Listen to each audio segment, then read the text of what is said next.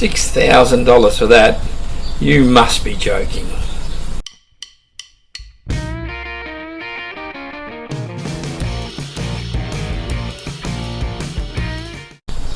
Well, as I often just look on Facebook to see what's available, I came across this 1982 CR480. And let me preface this by saying that the last time I bought a 1982 CR480, I paid $350 for it. However, that was probably 30 years ago when they were worth nothing.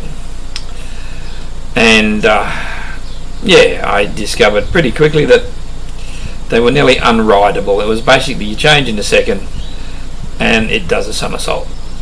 So I keep looking at these big two-stroke open class motocrossers thinking, oh, I'd love another one of those, but I really have nowhere to ride it.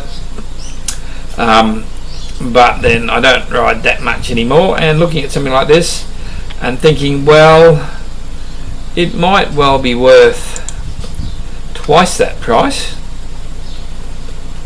with a little bit of money spent. So we're having a bit of a look. I did a search. You get air filters, because air filters just disintegrate whether or not you use them or not, so that's all good. So we got a red plastic kit, $235. Now that's American, so you could probably double that and maybe put another $100 on, but even at $600, that's not a lot to put into that particular bike. So you can see it needs guards, plastics, lots of work done, but needs more engine runs and rides, needs plastic in a few parts.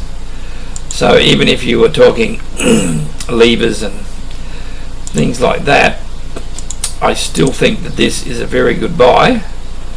Now this one here is an 83 in very good condition. You can see this is when the safety seats started to come in.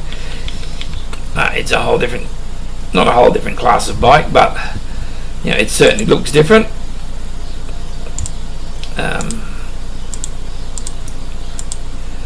I think this, even the rear tyre is the one that came from the factory. I mean, I take it they mean the same brand, because there would be no point putting the power to the ground that this thing has on a 40-year-old tyre. It would just be ridiculous.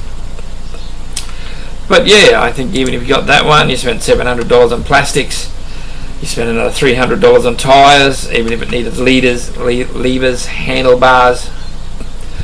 I just think that there's a lot of good here, and you can make something out of it without overcapitalising. Now, as I said, I would have nowhere to ride it as much as I'd love to, but there's certainly a dollar to be turned here. And yeah, if I was the kind of YouTuber who had all the money to do it with, this is the sort of project I'd be working on.